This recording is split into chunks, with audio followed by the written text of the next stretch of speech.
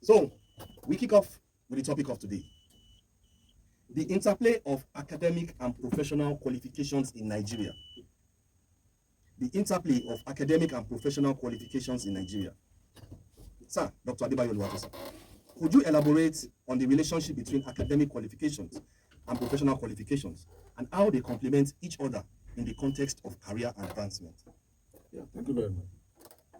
When we are talking about academic and professional qualifications in Nigeria, even all over the world, Okay.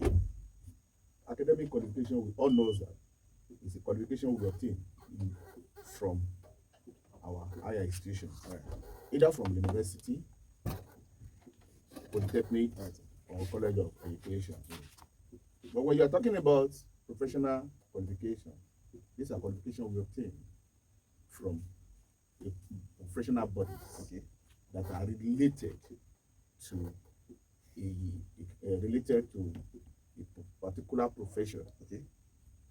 In different areas of disciplines. And when you look at the two, they are interwoven. That is, they are corroborated, Okay. and at the same time they also collaborated together. Okay. When you look at professional qualification, for instance, you study accounting. There is a professional body for accounting in Nigeria, like ANA, like ICAN. Now, you study accountancy or accounting from university. Now, what they are expecting from you before you can become a professional is to obtain a professional certificate that will give you edge to get a better job. That is, academic only based on theory, why professionals based on the skill of the profession. And that is why we are saying professional body, qualification, and academic qualification. Right. The two work together, and there's no way we can separate the two from each other.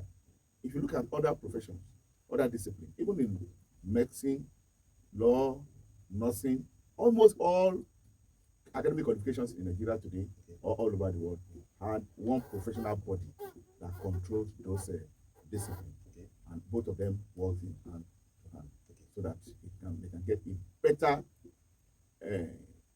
someone, or let's say better output from a worker in the the industry to perform and to do it better. That's about that. So, sir, what insights can you provide regarding the roles of professional bodies in industries such as law, medicine, accounting, engineering, and architecture? And how do these organizations influence standards and practices within their respective fields? Yeah, thank you very much. When you look at these professional bodies, okay, actually, though the way it is being operated here different from the way it is being operated in another country. Okay. Let's take law for instance. Right. In abroad, the system in which law, both in academic and professional body, are operating is different from the way it is operated in Nigeria. Okay. But what am I trying to say? You spend 5 years to study law in Nigeria. Okay. Then you go to law school. When you graduate, you are you are a lawyer. Okay. And after that, you are a lawyer. Now, in Nigerian sector, in that field of law, as I was saying, there is a lawyer and there is attorney. Who is a lawyer? Who is an attorney? In the same field, there is a solicitor, there is a barrister, there is a counsel, and at the same time we have advocates. All under law. All around the law. But in Nigeria here, we combine everything together. And that's why we have, but there is, if you look at it very well, Nigerian Law School, established by the federal government in 1962, make it clear that when you study law, you go to law school before you can become a lawyer. But in another country, it's not like that. The moment you finish from university, you study law. There is a difference between who is a lawyer. A lawyer is a graduate of law. Okay. Then who is an attorney? An attorney is a graduate of law that have attended or written any bar examination that qualify you to go to court on behalf of whatsoever in area of litigation. Let's say litigation. Okay. Now, but as a lawyer, you graduate in Nigeria. They won't say you're a lawyer until you go to law school. You can see the difference. Yes. The professional body in abroad that in that field What do? There is a difference between a solicitor and also a barrister. For you in UK particularly. Okay. Now, then an advocate. We have counsel. We have what they call JD. We call them juris doctor. Okay. All under law. But Nigeria we combine everything together. So the professionalism here in the area of law is not standard at all. And that is why people cause, even you see police harassing lawyer, calling lawyer, charge and bail. Because only you cannot be everything.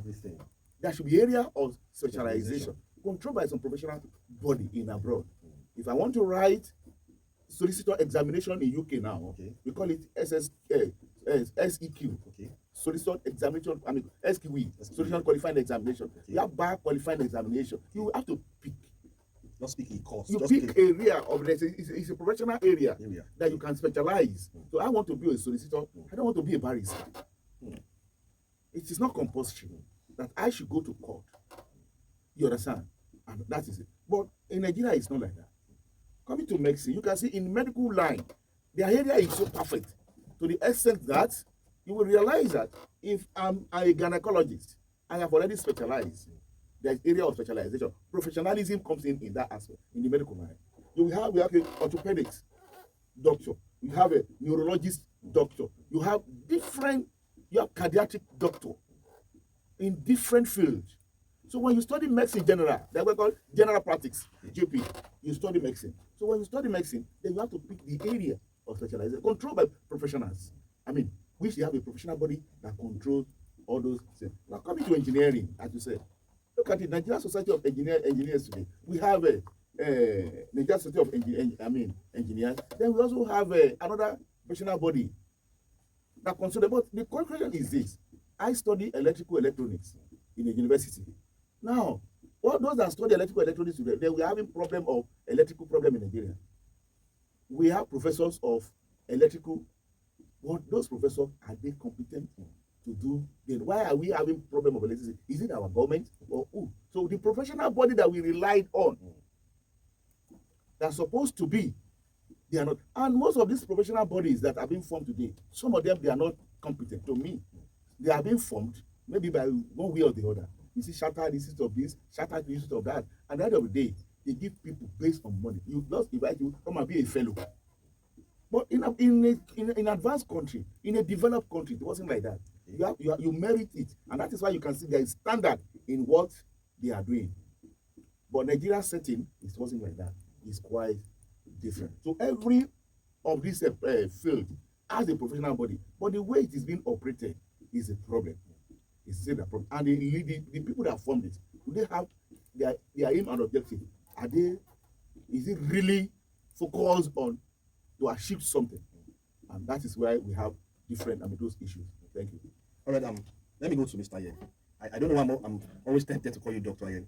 Let me go to Mr. Yen. Is it sufficient to rely on academic qualifications alone when seeking employment, or are professional qualifications becoming increasingly essential in today's job market?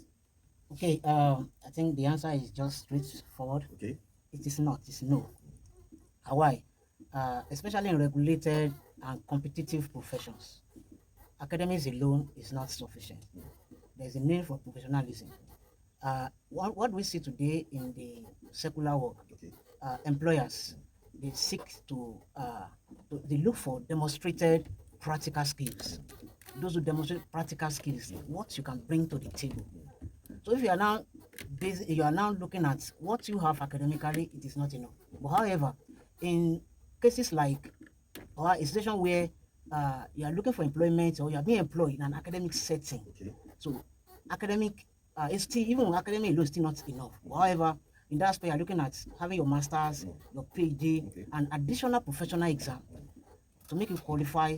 And that's the reason in most cases you invite people from the professional fields to lecture, maybe an adjunct lecturer or visiting lecturer, so as to give a practical knowledge to the students. So, sir, in your opinion, Mr. Yeni, which holds greater significance in securing desirable employment, in Nigeria? Is it academic qualifications or professional qualifications, and why? Well, it all depends. If, like I said earlier, if the aspect of being a lecturing. In being lecturing or in academics, you want to do more research. You want to get more certification in academics. Then you can talking about having academic qualifications only, like MSc, PhD, having research papers, journals, and the likes. Right. But if it is the other aspect of fields or firms in the world, it is needed. Professionalism is highly needed for you to be combined with the academic qualification you have, so that you can be more efficient in the work. Thank you very much. Now I'll go back to Dr. Adebayo Oluwatosin. Are Nigeria's professional bodies, I think you've answered this, but you can just elaborate. Are Nigeria's professional bodies adequately equipped to enhance professional standards and address the skills gap in various industries? Yeah, thank you very much.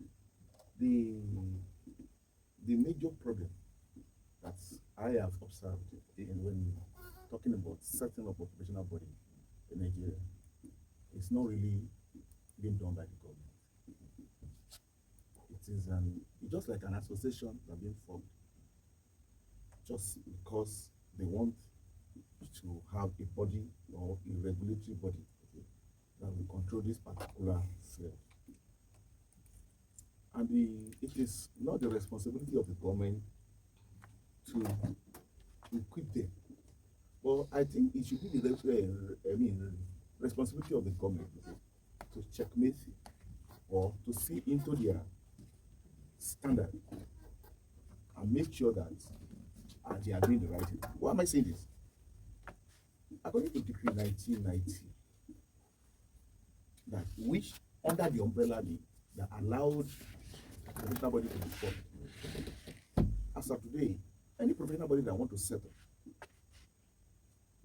once they register, they present their proposal, a bill to the National Assembly for them to be adequately empowered so that such professional body certificate can be recognized and at the same time key into the ministry, that is particularly the labor market.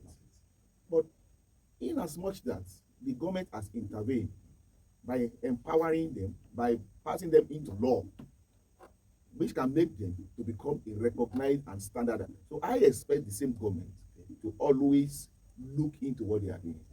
Let me give you an example. We, as of today, there is always a login between some professional bodies. Look at ICANN and ANA. In ministry, they will tell you that if I qualify the ANA from a professional body or from ANA, there is a level you can get to. There is a level of what you can sign.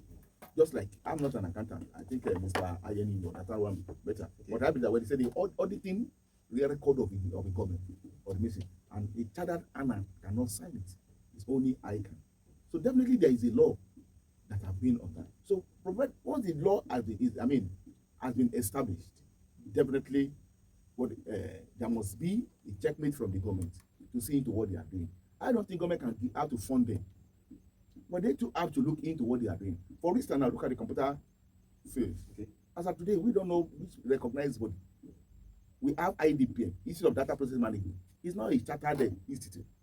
Then we have CPN, also computer professional something or whatever in Nigeria. So which one? So there's always all those logins. It's government that can even intervene. I remember when this man was the Senate president then, the Iron Pilot, Ayim, then he invited them. But the problem they have them because there was COAN, Computer Association of Nigeria, then, and others went. They are more than 5. The man has now told them they should go back home to go and resolve their work. There is even Computer Vendor Association of Nigeria. There is the Internet Group of Nigeria. You can see how this all those things. But the government it's not the level of government to fund them. But it's the responsibility of the government to look into what they are doing, to checkmate that you people, we empowered you by law. So definitely we have to see into what they are doing. Are you really doing the right thing? The examination. I still give kudos to ICANN tomorrow. I used to tell people that I have seen ICANN as the only professional body that their examination is still standard. There is no way, there is no shortcut to it. And another thing, there is also a law before you can become a fellow member of ICANN. Okay. There is level you must have gotten to. Professionalism as a member, and the same time working in the industry, you must have seen all what you have done. So which means that we have some that are doing also very well. Okay. But it is not the responsibility of government to fund them, Yeah. but it is the responsibility to checkmate what they are, because the Activities. government empower them. Okay, so sir, talking about these professional bodies, how do Nigerian professional bodies measure up against their counterparts in developed countries in terms of standard training and professional development? Well, if you are talking of comparing, you want to compare professional body of Nigeria with those their counterparts in abroad, there is still a long distance. I mean, it's still is far. The gap is huge. It's very, very far. Because most of our professional body here, even when you have the certificate, you are a qualified member. If you go to other country, you still have to start afresh. You have to start afresh. You have to rewrite their examination. So which means that they don't really recognize our own professional certificates. Now, I met a young lady recently. Right, sir. She said that she wants to travel to United Kingdom. She's a nurse working at FMC here. Okay.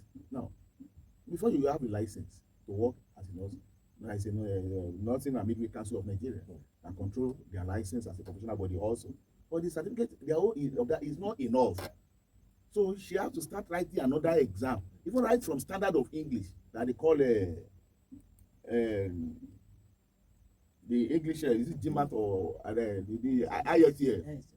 IELTS that you have to start writing, which means they don't even the United Kingdom that gave us independence. Yes. That is the England, the English people. They don't even believe that we can speak English.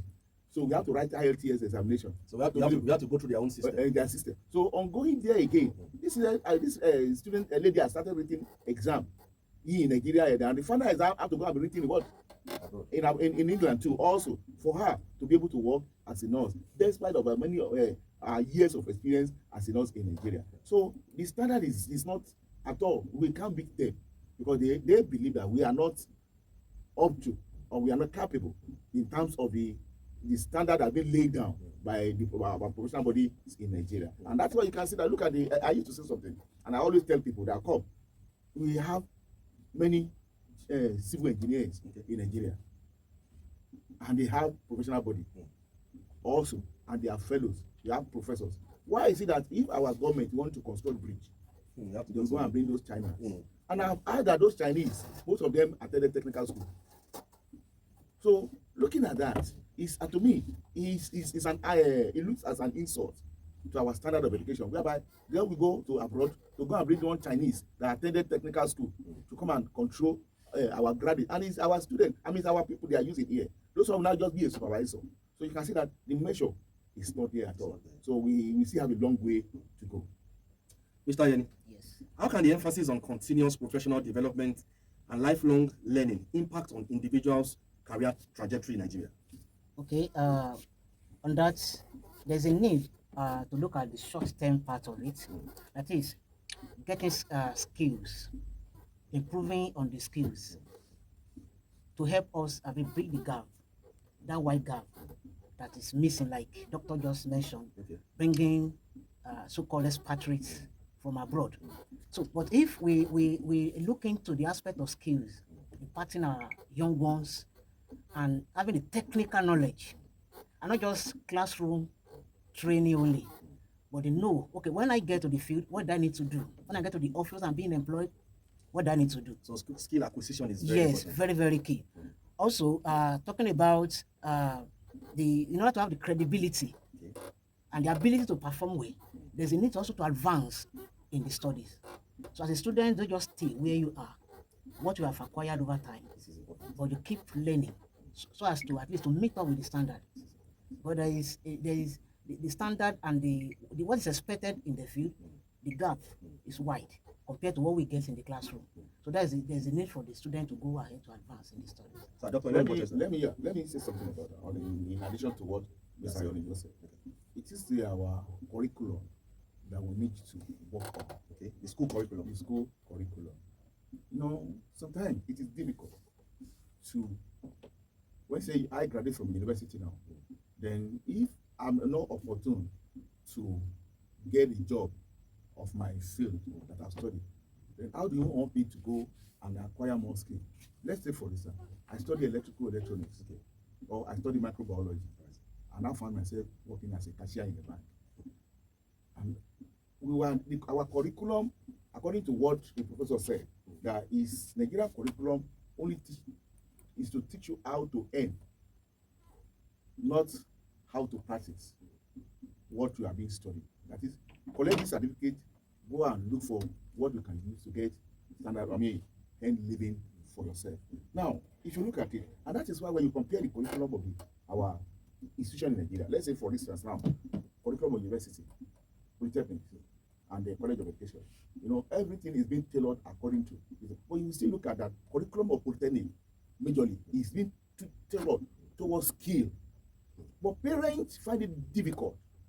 They don't believe that, okay, let my child go to polytechnic, or what we are, or college of education. Everybody knows that college of education is meant for you to train you to become a teacher. And from there, maybe you now go and study or go for degree in education. But when you come to university, the curriculum is theoretical, all true. And why parents also find it, they don't like their word to go to polytechnic because of the dichotomy between the university and the HND. So I have said this several times. The rivalry between the two institutions, I still don't know the reason. I don't know. It's but because of that attitude of I'm a professor. How many professors lecture in polytechnic has been the problem? But there are some people that are PhD holder, they can even perform more than even degree holder. Look at those ministries in a Ministry of Works. Majority of people working there, they are what? They are HND holder because they can do better. And HND accountancy and BSc accountancy, let them come and write ICANN. HND accountancy has been taught towards skill. They do pass exam more than BSc accounting. Is the curriculum. We need to look at the curriculum very well and see that if the government can do that, even including the university, let them go back and look at what is this people industry needs. The technology has taken over everywhere. Yeah. Now, look at the AI. Most of the things I used to see on social media today. I look at it, is it real? They say, no, it's AI. I say, AI. Now, robot is taking over jobs in advanced country. You go to hotel now, robot will come and serve you. Robot does everything. So we are getting to whereby the government, our curriculum needs to be changed and tutored towards what is in trend that can make our industry to benefit and at the same time to assist these children when they are in school and they make it. And at the same time, the lecturers, because you cannot give what you don't have. If the lecturers too don't have the knowledge, they need to let them go and upgrade their knowledge. Don't say because we be as a professor, you don't have anything to learn again. It's a lie. What of the research they are doing? What are you doing the research on? Let them do the right thing. Let government impose so many things. Let them come with the new system. And that will help our industry, particularly. Because going to having academic qualification, having professional qualification, all is back up to what? An end to the industry. Thank you. So, Doctor, finally, what roles will the government policies and regulations play in shaping the effectiveness of both academic and professional qualifications in Nigeria? The government policy and regulation is, like I said initially, that I can come to there and say, okay, it's okay, I want to form a regulatory body of radio or whatsoever practice in Nigeria. It's allowed. Freedom of association by the law. But the government have to go back and set up some standard again. Okay? Because bringing all those things to the National Assembly for regulation means that it has to be scrutinized. Let there be law. Let there be policy that make sure that no, we can't just come up with one professional body tomorrow. Some people use it to make money. You see, there is even many professional bodies that are not relevant. There are so many. If you go and look at the area of earth, they are the worst.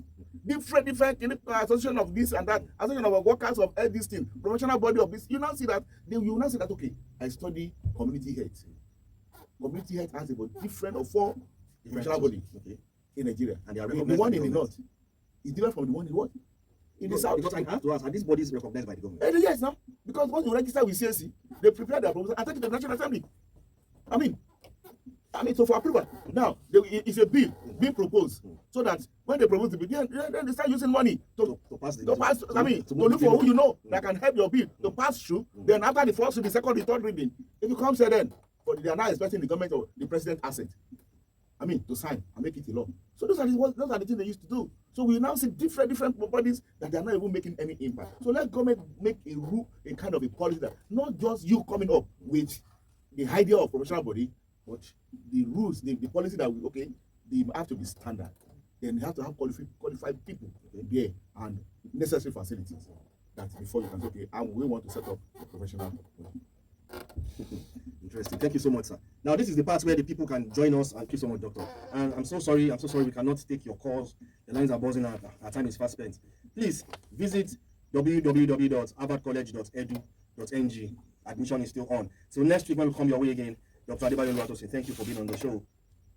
Thank you, sir. Thank you very much, sir. Mr. Yeni, thank you for. I hope you enjoyed your first time on the show. Yeah, And thank you.